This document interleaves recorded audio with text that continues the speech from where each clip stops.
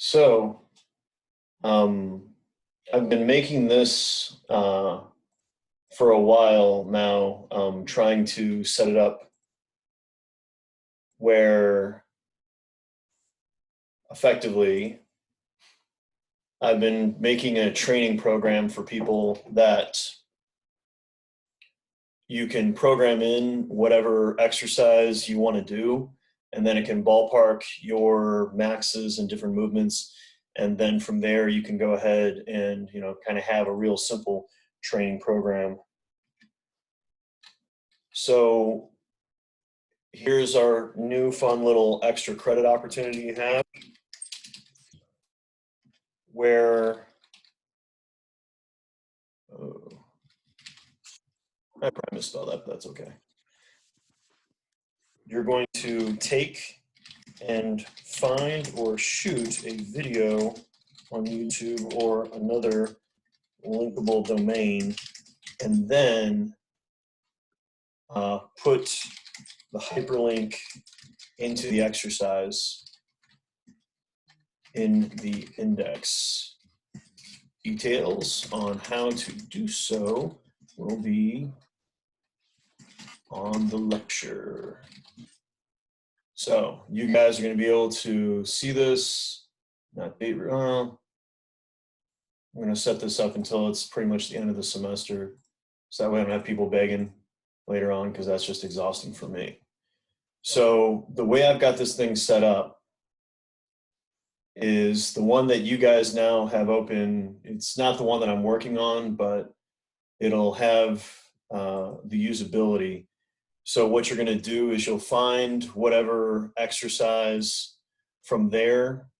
You're just going to go ahead and shoot a video of it, and hopefully all of it makes sense, so to speak, and just put examples of it to the best of your ability. If you have some other exercises as far as bodyweight calisthenics that you think would fit in the general theme, you guys can go and add that. And if you add anything in, just whenever you put in the text, change it to something like, blue. So it'd be like wide hands push-ups, something like that, where I can easily see what's going on. And then you'll hyperlink. So if you go over, you can go insert, and then it'll be link, and then you put in the link for whatever website it is, and that way somebody can click on it for the exercise. So this is also, guys, if you're looking for a training program, feel free to share this with friends. Download it. Don't let them have access to it, because right now it's set up where you guys can edit it, and I don't trust everyone on the internet, especially since right now this is the one that's editable. Well, that's kind of a weird way to say that, but what's kind of neat is you can either, the no max one is, it's okay, but the one that I'm pretty happy with is you can go over and do a pre-testing where you can pick an exercise, put in the body weight, put in the amount of repetitions, then it guesses what you want to do, and then we can come on over to the, say, athlete training day. You can plug in those numbers, pick the exercise, and then from there, it's going to go ahead and allow you to, have a lot of functionality to change things around and kind of give yourself information as to what you want to go ahead and do for each of these exercises, and how you can make things a little bit more difficult, a little bit easier. And yeah, I'm pretty happy with it. I still got iterations and still some things that I'm going to try to do with it. But the idea is if people can then see what each of these exercises are and just kind of click on the hyperlink, that's going to make it a lot easier for your average person to use it. And that's what this thing's for. It's just, people that are stuck on house arrest and losing their minds a little bit and kind of want something that they can go and do. So if you find and hyperlink over to an exercise, we'll say it's worth a point. You just need to go ahead and then put in a comment that, hi, this is what Will did, this is what Tori did, this is what Taylor did, so I can see who did what, and I'll be able to go through and retrofit it. And then same thing, if you guys find some exercises that you guys want to add, that would be kind of in the vein of, this is, for push-ups, and then we get to, vertical, so handstand and pike push-ups, This is all the different types of variations on low rows that I could think of pretty easily, along with, then we've got different versions of pull-ups. And then, oh dang, I can still do, huh, I just thought of something. So I got another thing I'm gonna have to add in here, and then, yeah, and then there's squat stuff, and then over here, there's core movements and assistance for the lower body, assistance for the upper body. You can go ahead and plug in some exercises. We're just trying to think about what percentage of the body mass is really being lifted during each of those exercises. So just trying to plug that in as we go through. So I know I just kind of ran through that pretty quickly. Any questions, comments, concerns before we start really lecturing? What was that for? Were you just telling us how to use it, or? I was saying that if you can find an exercise and like a good, like simple YouTube video of somebody doing it, or you can shoot it of yourself doing it and then put it up there so it's public domain so anybody can click on it and figure out what that is. And then you hyperlink it to that exercise in the exercise list. That's gonna be a point of extra credit for each one of those you do. So, you know, you can do as much or as little. You also have that extra credit opportunity where you can go ahead and solve for the athleticism or performance of fictional characters for fun. Yeah, that's what it's for, Gracie. Okay, thank you. Anytime. So we talked about weight standards and how they're not a great thing to do for athletes. We talked a little bit about how you just need to be aware of what your goals are with an athlete and are you setting them up to effectively back them into these situations. With dehydration, it turns out you're going to have a decline in performance. The greater the dehydration, the greater the decrement in performance, and then not just the decrement in performance, but the increased risk of injury. So we don't want to be trying to dry our athletes out. Yes, it's a modality that you can manipulate in order to make weight. I shared a couple stories of things that I've personally done to myself. I've had friends that have gone through the same thing. It's quite hard on your body. And it's obviously one of those things that can be quite dangerous. You probably shouldn't do it that often.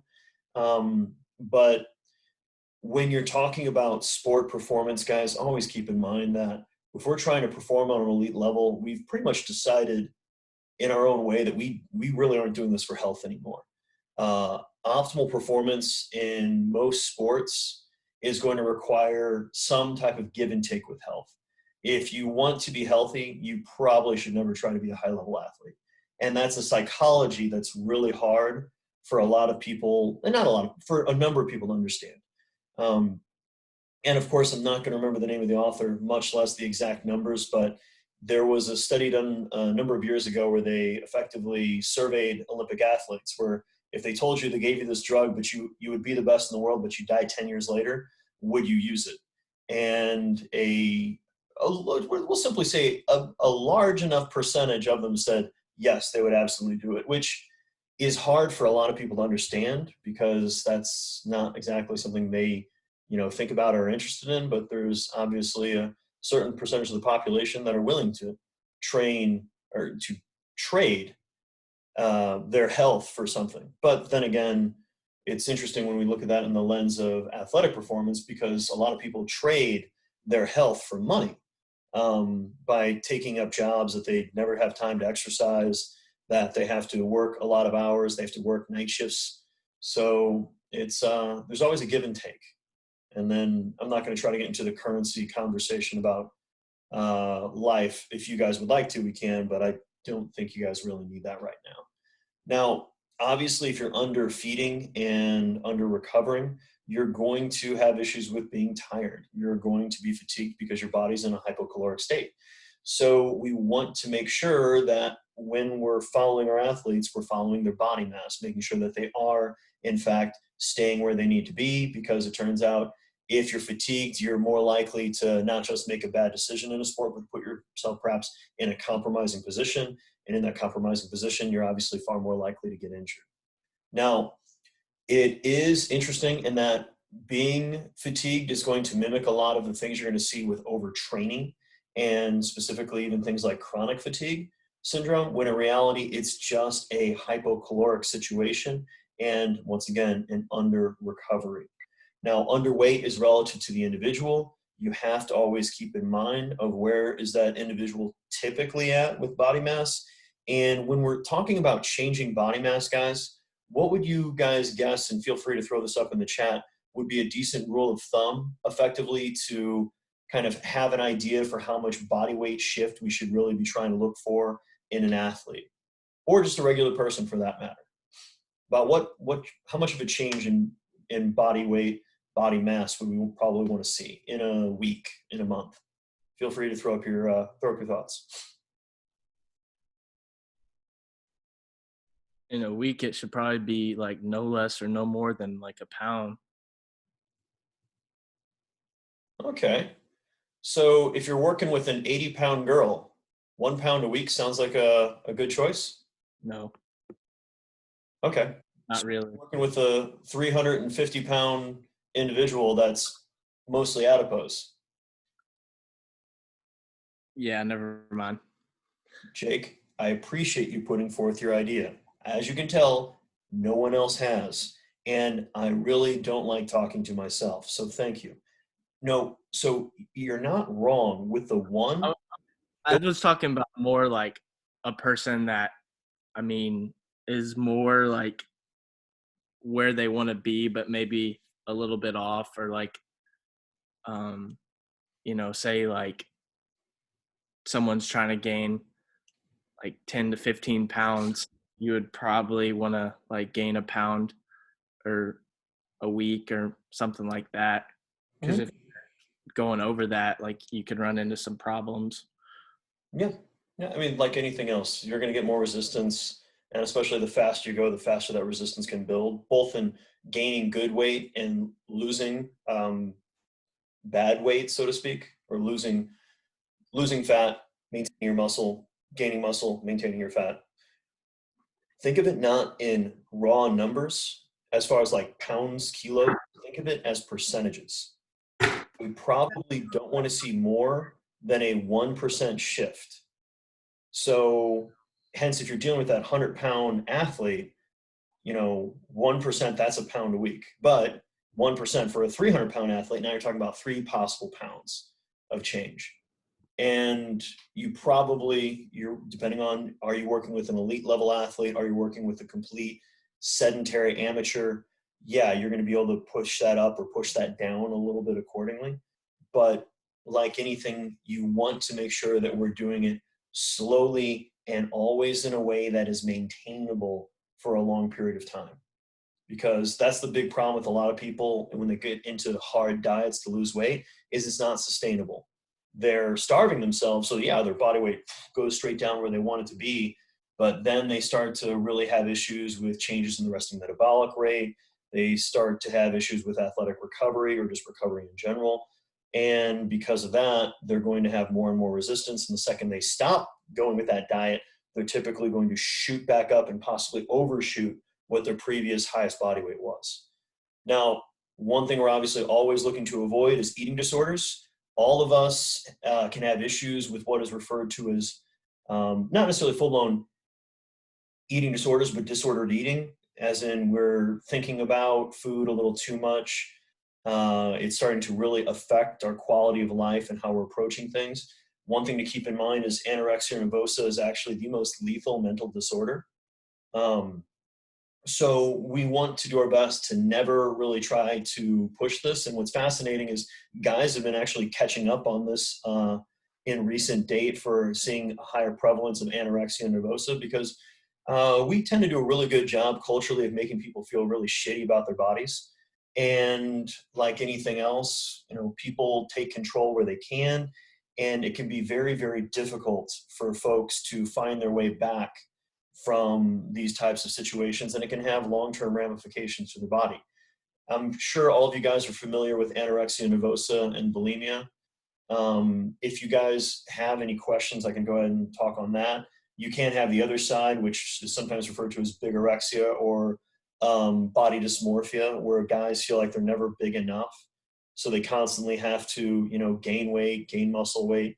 And that can be its own type of issue, with obviously causing some negative outcomes on overall health and longevity.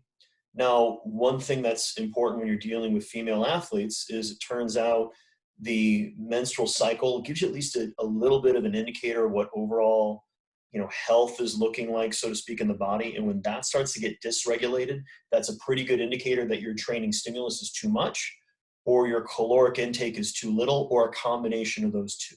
So like anything else, you want to make sure that if you're dealing with athletes, you're having mature conversations about like, hey, do you have a consistent cycle? It's consistent for you. Obviously, a lot of women have very different cycles. It can be heavily modified through the use of birth control, but still having at least some type of indicator that the body is effectively functioning like it should, because that can sometimes lead to more long-term issues with fertility. Questions there?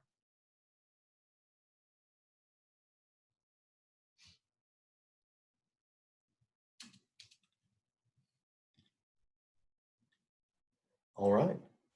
So now when it comes to issues of bone mineral loss, that's usually an issue of just not literally getting enough calories. And when you talk about the things needed for bone health, calcium, vitamin D, vitamin K, perhaps strontium to a lesser extent, because calcium is really important for both muscular contraction and for obviously bone mineralization. And the body is going to prioritize muscular contraction over the bone mineralization. And if it does so for too long, now you're running a risk of having issues with fractures. I'm sure a lot of you guys have at least heard of the female athlete triad before. It's obviously things we don't ever want to have occurring, which is disordered eating, amenorrhea breakdown, and then issues with bone mineral density. This can obviously happen in a wide variety of female sports. If there's an aesthetic involved and/or, for lack of a better term, of more tight-fitting clothing and otherwise, it can be a bit more of an issue, which is really too bad. But like anything else, it's important that you keep an eye out and you're having conversations with your athletes, and then also understanding, for lack of a better term, the type of body type that athlete has. Some of the athletes are naturally very small, and that's normal, but some athletes have to take some pretty hard and drastic measures in order to stay small. And it's really important to have that honest conversation with an athlete and making sure that they're not doing anything that's potentially deleterious to their health. So Courtney, you over there? Yeah. Awesome. So I know we've already talked about the joys of some coaches being D-bags, but you've been around cheerleading for a while. And for example, we can look at the all-girl squad here. Pretty much all the girls that are flyers are, and even I guess aside from one of the gals that I can think of, they're all under like 5'2". Yeah. How's that work out whenever a gal comes out and wants to be a top girl for wants to be a flyer for all girl, and she's 5'10"? Speaking from experience, it didn't work out very well. Yeah, and it's not because they're a bad person, not because they're not doing a good job. It's just simply, if you're a taller person, you tend to weigh more. And the things that person at 5'10" would have to do to maintain that incredibly small body size is not going to be a great thing for their health. Whereas, oh gosh, Courtney, you were with us before whenever Moorhead had their incredibly short flyer. What do you say? She's maybe 4 foot? Oh, yeah. She's tiny. Yeah. I mean, but it turns out that's what you're looking for, that type. So just making sure when we're going through and doing, you're not necessarily setting a weight standard with your athlete so much as you're giving an idea of like, okay, here's the body compositional range we're hoping for you to be within. We need to figure out what body weight or weight range you tend to compete the best at, you practice the best at, you recover the best at, and then making sure that we understand there's always air built into the situation. So, obviously before the world shut down, we would do body comp on our athletes. And so we would have athletes from a variety of sports come in. Obviously a number of you guys have come in and done these scans with us. And, we always get like, Is that good? Like, yeah, it's fine. You have body fat, you have lean mass, congratulations. Like, we're not worried. But the bigger issue with that is when you're dealing with guys tend to be pretty consistent day to day with body weight and body mass. Yeah, you can be a little dehydrated because you maybe drank too much the night before. You can be a little hyperhydrated because you had a whole lot of salty foods and drank a lot of water the night before. But you'll get a little bit of a flux in body composition. But with ladies, depending on premenstrual symptoms and otherwise, you can get not just that body weight change of 5 or more pounds, but that can also increase that body composition, that body fat percentage, a number of points. And then that can give you a false positive or a false negative on like, oh man, like this kid is way bigger than we think they need to be, or they're way smaller than they need to be, because you're not doing a good job of following that cycle and following how does their body mass and their body composition change over time. Does that make sense to you guys?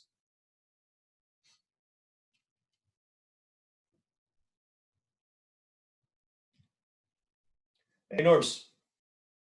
Norbert.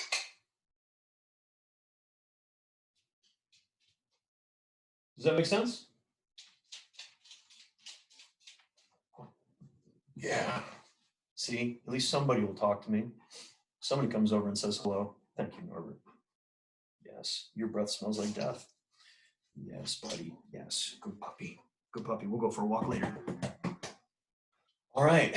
So when we say crash diet, are you guys pretty familiar with those or what that means? What those are? Yes. Okay. So don't do it. The key is, once again, guys, we want to have a smaller variation. Don't think of it as we need to change this many pounds per week. Think of it as this much of a percentage change. Follow that over a long period of time and try to find sustainable methodology that you can do for the long haul. Now, when it comes to the total calorie intake, remember this book was written by what type of individuals? Endurance. Bingo. So if you're going to do a lot of aerobic style training, or you're doing a sport that has a major aerobic component, heck yeah, have that carbohydrate intake massive. Fat, keep that relatively low, and then protein is a side part. If you're someone that's trying to increase lean mass, you might follow the recommendations pretty much like this. It's really when you see people that are trying to maintain or lose weight, that's where you're going to see that protein demand is going to be definitely above that 15%. But you're also going to see the carbs being cut back and the fats maybe staying the same. The key is we have to make sure that we're fitting the diet to the individual, their tastes, their preferences, and what they're trying to perform at. It is not optimal for both performance and health. That is hilarious and a little juvenile. Because once again, if we're trying to perform, we're sometimes going to make decisions that aren't the best for ourselves. And nutrition potentially can go ahead and follow the same gamut. So for example, it's not that sugar is necessarily the worst thing you're ever going to give a human being, but like anything else, if you're a hard training aerobic athlete, I'm going to tell you to pound Skittles like your life depends on it. If you're Homer Simpson, you're sitting on the couch all day, you don't need that many calories in general, much less you don't need that many carbohydrates. Just eat some vegetables and perhaps try to cultivate a smaller body mass. Yes, Gracie? Did I say something? No. Oh, my mute was off. My bad. No, it's okay. Sorry, I didn't do that. I was going to ask a question, but it might be like answered later on. So go for it. I'd rather talk to someone than myself right now. With like eating post workout and like, okay, so is it better to eat a specific meal right after your workout, like to get the protein needs and like things like that, to like for recovery and stuff, or is it better to like do your workouts around your eating schedule, where it would just be like instead of an extra meal, it would be like just dinner after your workout or just breakfast after your workout? Okay, good question. When it comes to nutrient timing, is really what you're talking about there. In a perfect world, you would probably try to ingest something at the tail end of your workout, because there's always a lag between when you actually eat the food and then when it's in your bloodstream. So, for example, before we started this lecture, guys, I had a peanut butter and jelly sandwich on gluten-free bread because I've been so bored that I literally cleaned our cupboard and realized that we had 5 open jars of peanut butter. So now I'm slowly dismantling them one at a time. And I don't even like peanut butter. I just don't like having more than one open thing. That's just me. So that right now is probably still mostly in my stomach and or slowly getting into my duodenum and then my small intestine. So the protein and the carbohydrate in there is going to be getting in my bloodstream. The fat is still a little ways out because it just takes a little bit longer for it to digest. So the key is, if you're trying to perfectly time the post-workout meal because you have that lag, you want to go ahead and take that in once again at the tail end of your workout. And that's going to help replenish muscle glycogen faster, along with help increase and bolster muscle protein synthesis, which is going to be helping you repair the damage you did from that training session. Now, your best bet from everything that I've read is really trying to have a number of meals over the course of the day that always have protein, so you can maintain, if not increase, that lean body mass. You always are going to have a little bit of an increase in amino acids in the blood, and that possibly might have a little bit more of elevated blood sugar and everything else that once can help with recovery. Now, if your goal is to live as long as possible, you actually should probably, you guys have probably heard the stuff on intermittent fasting. Don't get me wrong, it still has to be developed a long ways, but at least it is interesting where it might be potentially useful as a means of increasing longevity is through caloric restriction and nutrient timing. So for an athlete, because once again, your goal is to be awesome right now, excuse me, so you want to go ahead and take in those calories evenly throughout the day, and definitely try to get in a meal relatively quickly right after your workout. That's mostly carbohydrates and protein, depending on your goals. But it's probably going to only give you maybe an extra 1 or 2%, which 1 or 2% doesn't really mean much from one workout. But if you're getting an extra 1% from each workout, Norbert, we live in the suburbs. The suburbs. There's nothing dangerous here. The most dangerous thing in the suburbs is probably you and me. Sorry. So you're going to find with the caloric intake is dividing it up evenly throughout the day, and then trying to do something immediately post-workout, because the cumulative effect of all those positive decisions is probably going to lead to, over a year, 2, 3, 4, a pretty appreciable gain over that period of time. But in the acute, it's not really going to bolster you up that much. Gotcha. Cool. So you guys have probably heard of the RDA and DRIs. Really, it's just giving us an idea of, are we getting an adequate intakes of different nutrients, not just our carbs, proteins, and our fats, but then we can talk about our vitamins and our minerals. The key is, like anything else, of just making sure that you're covering all your bases nutritionally. You really have to worry about being in the upper limit of intakes, specifically if you're really being physically active, but at least being mindful of it. Now, I hope that you guys have heard of, the major classifications of things. And by the way, water is a macronutrient, because we need not just grams, but we arguably need kilograms of it per day. Now, when we're looking at carbs, there's a lot of variations to them.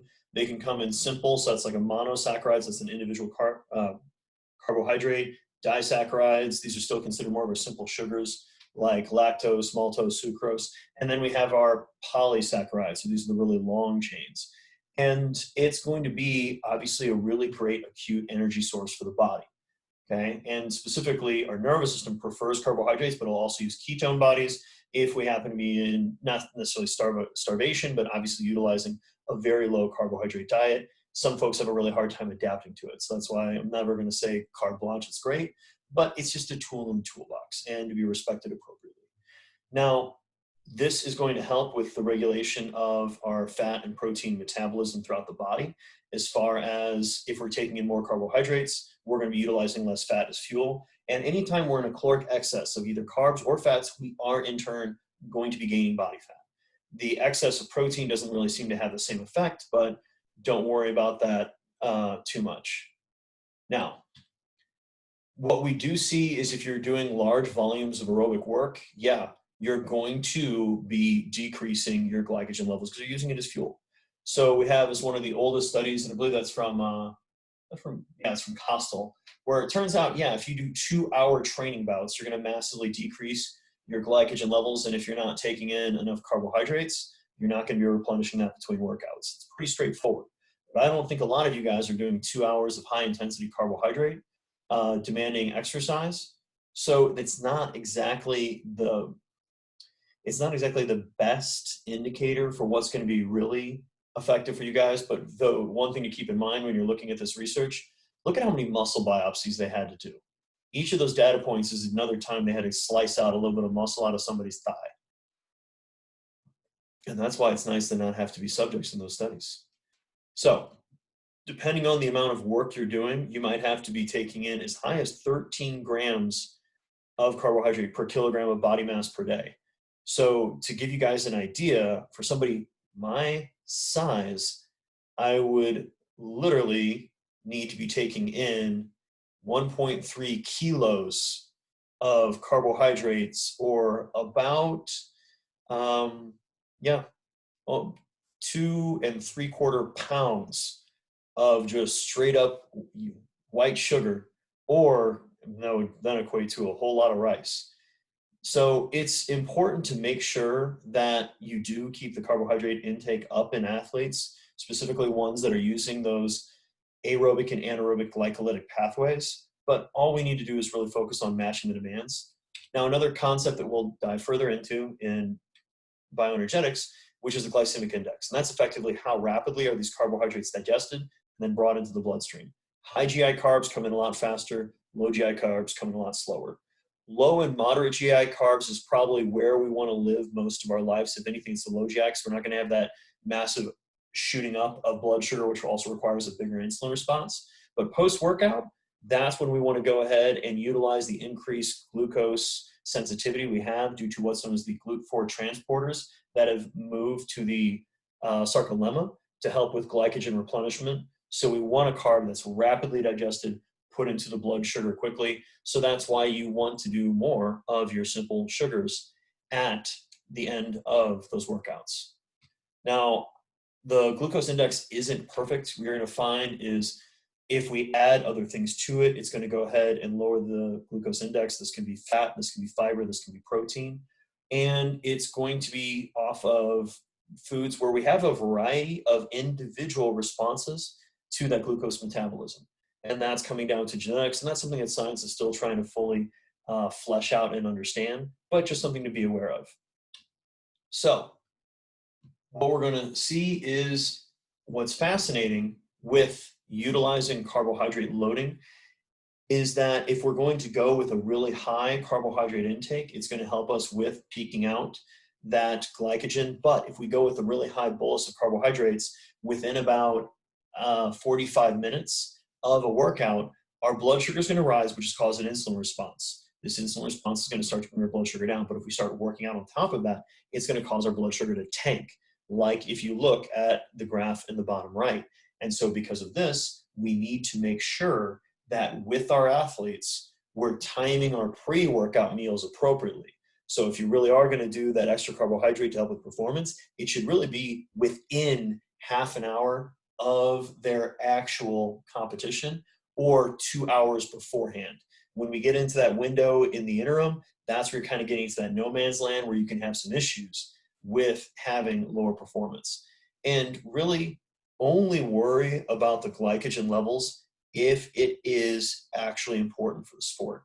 So for powerlifting, for Olympic lifting, for shot putters, for throwers, it's not going to really be an issue. Who cares? In fact, some sports, if you got too much glycogen, you're going to be heavier from the extra water weight, which arguably is going to make your performance a little bit harder. but we do got to make sure that you have enough to support the exercise you're going to do. And the bigger the glycogen molecules are, typically the more branched they are, which in turn means the faster you're going to be able to be broken down and utilized for energy when they're required. So you can take in carbohydrates while we're exercising.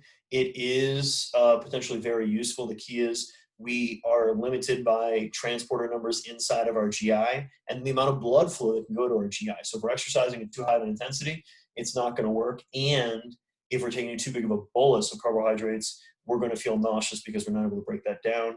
And it ends up usually being about around 60 grams of glucose. You can add an extra 30 of fructose because it uses a different transporter, and you can use lactate because that uses a different transporter than the first two, to where you can actually increase that uptake. And perhaps adding a little bit of protein in there also seems to help with performance and recovery. And salt is actually utilized, so sodium specifically, as a symporter to get glucose into those cells, or into our intestinal cells. Now, fat is obviously a great component for energy, for slow and lower intensity. It's also the major component of every single membrane in our body, which is wrapped around every single cell, along with it's incorporated into a number of different components like our hormones, specifically the steroid class hormones, which are coming from cholesterol. So we do need a certain amount of fat each day. There is some issues, specifically if you have genetic issues, and you have genetic predispositions for saturated fats causing a negative effect on your blood lipid profile. But most folks, it can be relatively innocuous as long as they're being physically active and they've got a decent aerobic base and moving around. So it turns out the greater job we can use of utilizing fatty acids as fuel, the more that we can essentially preserve our glycogen, which allows us to keep from fatiguing out faster. So the more we can use fats for fuel, the more sparing of glycogen, the longer duration we're able to keep things up. So it is a good thing to actually be able to utilize fats as fuel better. We can see that individuals that have a higher fat intake sometimes can have a little bit higher performance. Sometimes it seems to be more or less due to taking in more calories, not because the diet is what did it. And then sometimes we can find that it causes a negative effect on glycogen storage. So there seems to be some information suggesting that you actually want to train on a relatively low carbohydrate diet for your long days. Make sure you go high carbohydrate diet for your high intensity anaerobic days. And then if you're going for like a major aerobic event like marathon, Ironman, etc., go low carb for a certain block of your training. And then as you go get closer and closer to your actual competition, then start going higher and higher carbohydrate, because all the mitochondrial changes and increases in fatty oxidation, all of those are going to have occurred, and they're going to help increase your performance even further and potentiate the later phases of training. So let's talk about protein. It's awesome. And it turns out that's what everything else in your body is made out of. Carbohydrates are really just stored as an energy form, along with, there's a little bit of, they're used effectively for signaling on the outside of different components, but proteins is what makes up the enzymes, what makes up some of our hormones, which allows us to have the cytoskeletal structures inside of our cell is the basis of the actin and myosin. It does a whole lot. Now, we have essential amino acids, which if we don't have them in the diet, we're going to die. We have the non-essential, which is we can take those essentials, modify and get them into that. At the end of the day, just focus on having complete protein. And when we look at those intakes, that's what I love, because that is the specific RDA for Homer Simpson. Now, when we're looking at actual athletes, we're going to see that resistance training athletes, we're usually looking at about 1.5 to 1.8 grams of protein per kilogram of body mass per day. Individuals that are trying to cut weight but maintain their muscle mass might be as high as 2.5. Drug-using bodybuilders might even be above that, but we don't really have a lot of good science to kind of denote what's what there. And aerobic athletes typically need about 1.2 to 1.5 grams per kg per day. It doesn't really ever seem to have negative outcomes if we take in too much protein, as long as you don't have kidney disease. However, it is very important to make sure that we are trying to match the demands for the athlete, because protein gives a lot of satiety. So if you take in a lot of protein, you're usually not hungry for a lot of other things. And so it can be very, very difficult to take in a lot of carbohydrates and a lot of fat if you're doing a lot of protein all the time. So it's actually when you're trying to gain lean mass that arguably the amount of protein you're taking in is not as important. It's more about making sure you're getting in a total amount of caloric surplus, and then a certain or a solid amount of that is coming from carbohydrate. Now, vitamins work as cofactors. We've got our fat soluble and our water soluble. It just effectively the way that it's going to be able to get in the body and move around. Fat soluble, because we're not as quickly with eliminating them, have a higher risk of toxicity, but even that is pretty damn rare and hard to do unless you're megadosing supplements or you're making some very interesting dietary decisions like trying to eat an entire moose liver.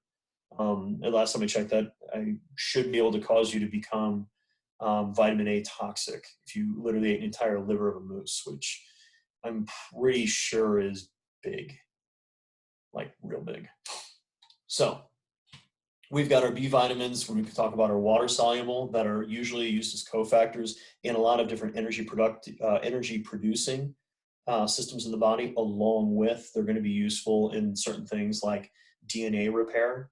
You've got vitamin C, which is really important for collagen synthesis and membrane integrity. That's why you see people talking about megadosing that for its immune function, but doesn't really seem to help that much. We also have vitamin E, that's going to be a fat-soluble vitamin, but it's a very potent antioxidant and is specifically dealing with all those reactive oxidative species that naturally occur from aerobic metabolism, specifically when you're doing massive volumes of it. Which is you want a certain amount of reactive oxidative species being generated because it does help cause intramuscular signaling, but you don't want an excess because that's when you get into pro-inflammatory states and have some potential negative outcomes. So, boom. Now, other dietary antioxidants is actually selenium that you're going to see is pretty useful in this system, along with even iron and otherwise is going to be utilized a little bit. Now, with our minerals, obviously, these are the different elements we have to take in a certain amount of each day. When you think about calcium for bones, phosphorus is important, not just for bones, but also energy, hence adenosine triphosphate, ATP, while phosphate is just a phosphorus with oxygen bound to it.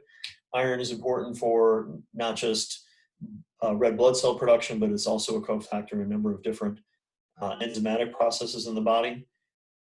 Our sodium, potassium, and chloride are our major electrolytes. Magnesium and calcium are also incorporated into there, so we need enough of it in general so that we can go ahead and have normal, healthy nervous system function. If we take in too much, we can have issues, and if we take in too little, we can have issues. The key is, like anything else, just to not eat like an idiot. It's really all it comes down to.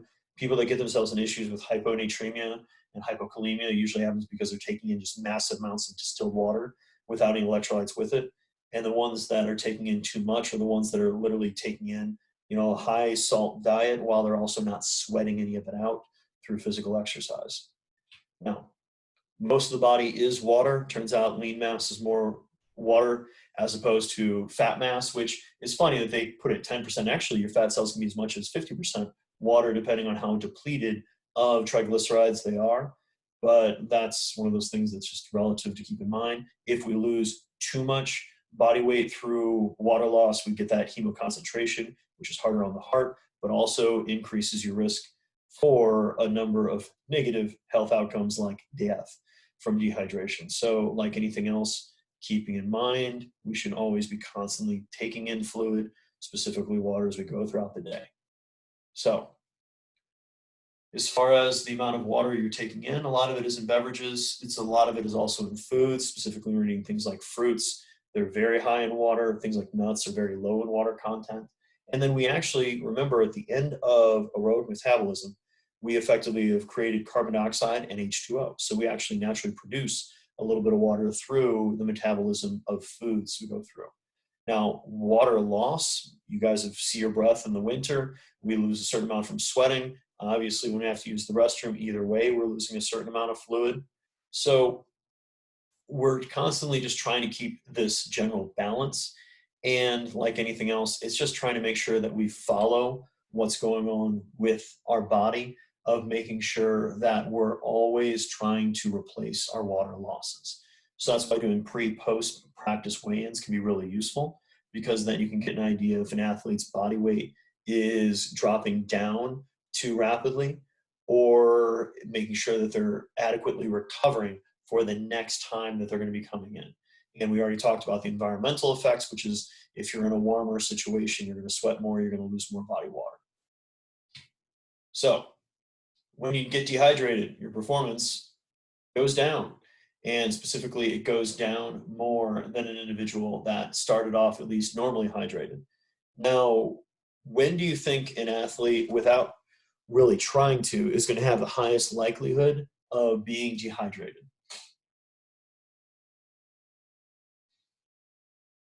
What time of day are you guys all typically just a little bit dehydrated?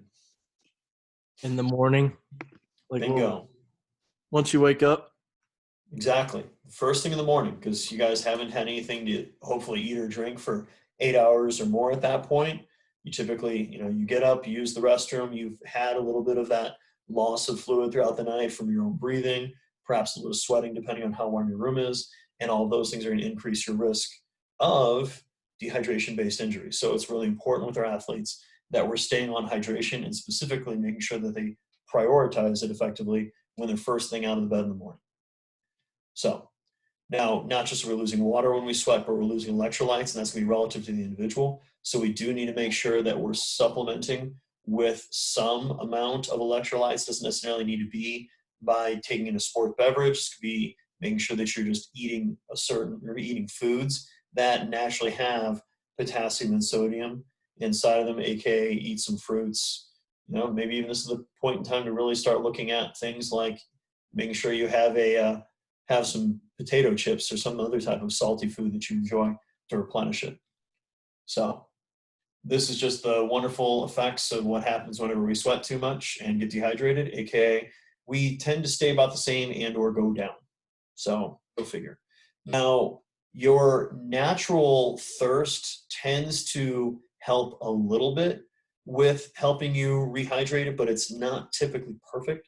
So we want to make sure that we're just having athletes drink at regular intervals and then using that body weight to help them track where they start the practice, where they finish the practice, along with making sure that we are hydrating consistently throughout the day. Now, hyponatremia is something that rarely happens, but this is literally when your salt levels become so low because you've been replacing water in the body, but you haven't been replacing the sodium with it. And this can happen in people doing marathons that literally are running relatively slow, so they're actually not sweating as much as they think, but they're constantly hydrating at every single aid station with just plain water, and that's going to potentially cause literal risk of death. I mean, this is actually something that is relatively lethal to a number of individuals. Now, when it comes to the athlete's diet, you can do just about anything you really want. The key is, like anything else, of just making sure that you're getting in all of the needs that the athlete has. You can be vegetarian, you can be vegan, you can maybe be carnivore. That's going to be pretty difficult for a lot of athletic endeavors, but it's feasible. So at the end of the day, like anything else, you just want to make sure that we're working with people and trying to make sure that they're getting in everything they need overall throughout the week. It's okay if we have one day where we're not getting in all of the vitamins and minerals that we're hoping for, but as long as their average is good, that's where the body goes. If their average is bad, that's when they're going to go and literally start to decline. If their average is good, they can have a bad day here and there, but they're going to be moving in the right direction. And we touched on the pre-competition meal, just keeping it simple. Typically, you want to do things that are mostly just protein and carbohydrate, minimize the fiber, minimize the fat, so that way it's going to be a little bit more easily taken up. And you can have some positive effects on going high carbohydrate when you're talking about individuals that are really trying to do something that is very aerobically involved in very long distances. So hence, marathoners really want to try and peak out their glycogen levels before they go and do that run so they don't bonk or hit the wall. If you're an ultra marathoner, you're going to be out there so long, no matter what, you're going to run out of glycogen. So you need to be prepared and do your best you can with your loading strategies. And we want to make sure that the athlete is going to be able to recover as quickly as possible. So when you're getting done with your workouts, with your training, we are trying to give you some type of nutrition that's got carbohydrate in it and potentially protein. If we're doing aerobic style training, if we're doing resistance training, definitely has protein and probably also a pretty healthy amount of carbohydrate, especially depending on our training volumes. And if you're trying to get a little leaner while you're trying to maintain your muscle mass, you probably want to do a post-workout nutrition that's effectively just protein with minimal carbohydrates. And sports drinks are good ways to make money off of people that don't really need them. In reality, you can typically take your average Gatorade or Powerade and dilute them with a 1-to-1 ratio of water. And then they're actually going to have a little bit better absorbability, because the ones on the market are more or less being sold for flavor, not for actual function. So now we got done talking about a little bit nutrition, body comp, and weight standards. What questions you guys got for me before we call it a day?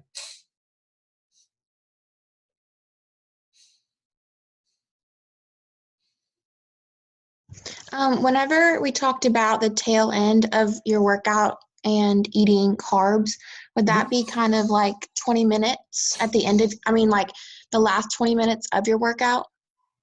So at the end of the day, absolutely, Emily. The key is, what's your exercise intensity?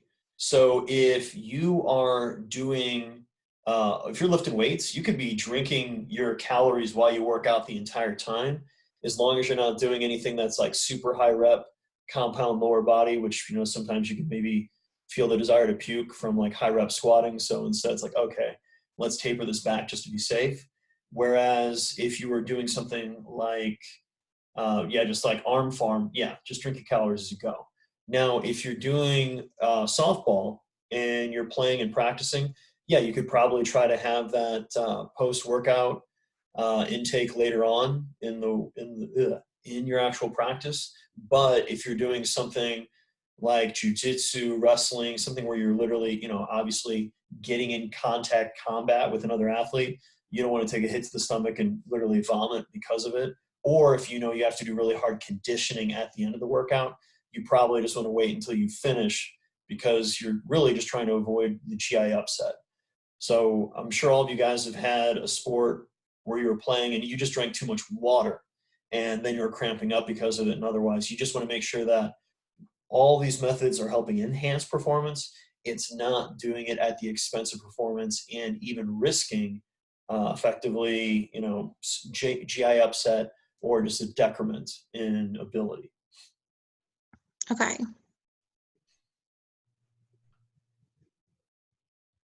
Courtney, anything other than a backslash?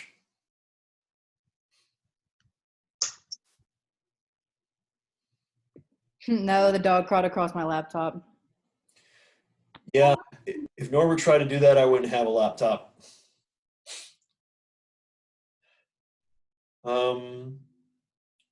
Caitlin, you've been pretty quiet. Any questions, comments, concerns?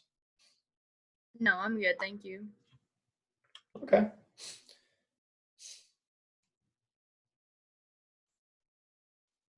Let's see here. You guys are so quiet. Okay, well, if you guys don't have any other questions, we're going to go ahead and we're going to wrap on up. In theory, Wednesday, that means I can start talking about drugs, and I'm definitely going to go into full-blown rant mode for a while. But instead, I will lecture, but we're going to go ahead and talk a little bit more about specifically body composition in athletes. And so what I want you guys to do is to go and think about different sports and specifically what you think the body composition range is or should be for those athletes. And then we can start to have a conversation about, what really is quote unquote optimal and what really matters. And really, just body comp, does it factor in? And if so, to what extent? So no other questions, comments, concerns. Miss you guys. Hope you guys are doing well. And see you guys on Wednesday.